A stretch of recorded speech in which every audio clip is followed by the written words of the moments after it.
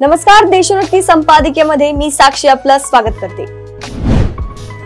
लोकसभा निवडणुकीत मुंबईत भाजपकडून लढणारे ख्यातनाम विधिज्ञ उज्ज्वल निकम यांची राष्ट्रपतींनी नामनिर्देशित सदस्य म्हणून राज्यसभेवर नियुक्ती केली आहे। यापूर्वी कोल्हापूरच्या संभाजीराजेंची अशी नियुक्ती करण्यात आली होती। त्यानंतर उज्ज्वल निकमांना हा मान मिळाला आहे। लोकसभा निवडणुकीत त्यांचा पराभव झाला होता। त्यावेळी राज्यात वेगळीच राजकीय लाट होती आणि त्याचा फटका सत्ताधारी युतीतील अनेकांना बसला।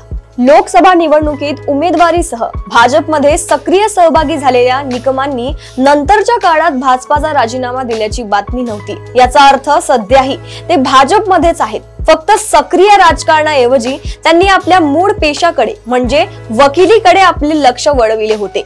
लोकसभा निवडणुकीतील धक्कादायक पराभव त्यांना सहज पचनी पडला नव्हता। त्यावेळी झालेल्या ध्रुवीकरणावर त्यांनी अनेकदा खंत व्यक्त केली होती। भाजप नेत्यांनी आपल्या विजयासाठी भरपूर प्रयत्न केले, परंतु ध्रुवीकरणाचा आपल्याला फटका बसला असे त्यांनी अनेकदा बोलून दाखविले। उज्ज्वल निकम सारखा मोहरा निवडणुकीच्या लढाईत पराभूत झाला याची खंत भाजप नेतृत्वालाही होती। कदाचित म्हणूनच त्यांची वर्णी राष्ट्रपती नियुक्त खासदार म्हणून राज्यसभेत लावण्यात आली। स्वतः पंतप्रधान मोदींनी आपल्याला दूरध्वनीवरून ही बातमी दिल्याचे निकमांनी सांगितले।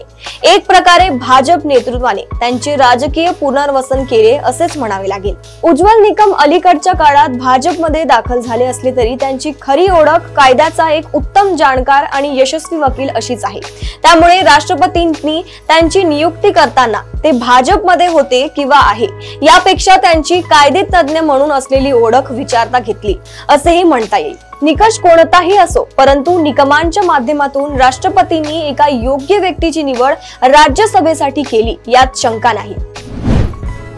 अशाच राजकीय घडामोडी व अपडेट सोबत पुन्हा भेटूया देशोन्नती संपादकीयमध्ये। बघत रहा देशोन्नती। नमस्कार।